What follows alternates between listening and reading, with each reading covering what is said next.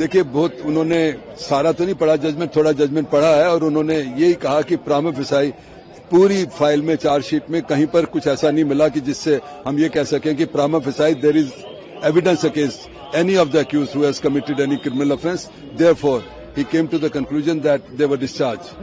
Yes, उन्होंने कहा कि अगर कोई कॉन्स्टिट्यूशनल पोस्ट पे है और वो उसके डिस्चार्ज में अगर काम करता है तो उसको प्रोटेक्ट करना चाहिए, और जो भी इनकी फाइल थी सारी एलजी के पास अप्रूवल के लिए गई, एलजी भी कॉन्स्टिट्यूशनल पोस्ट है, सो देयरफॉर आप डिस्टिंक्शन नहीं कर सकते हैं, और उनको अगर प्रोटेक्ट नहीं करेंगे तो काम ही नहीं करेंगे. See, firstly, I would go on law.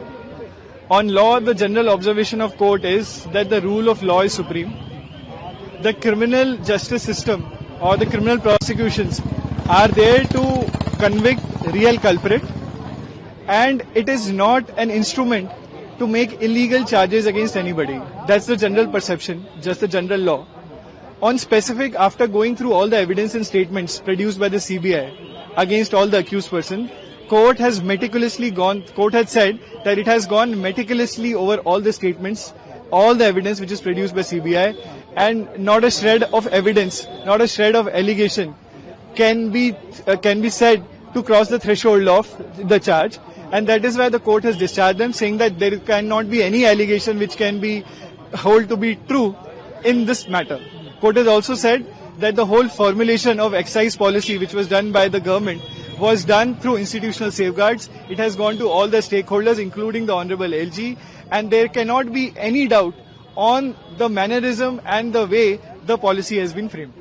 So we had submitted before the court that if you see the excise policy, the revenues of the state would have increased.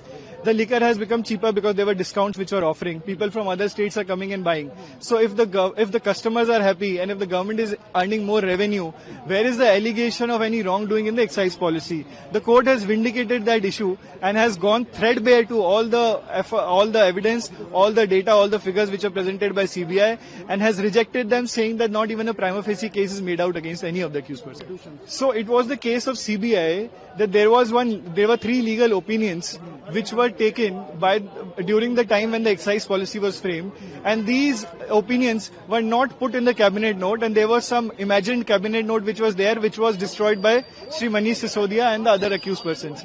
The court has in fact gone to the details of it and has in fact gone into the 3 opinions himself, and it said that even these 3 opinions would not prove any CBI case, and in fact these opinions were in the favor of change in the excise policy. So this is what the court had said.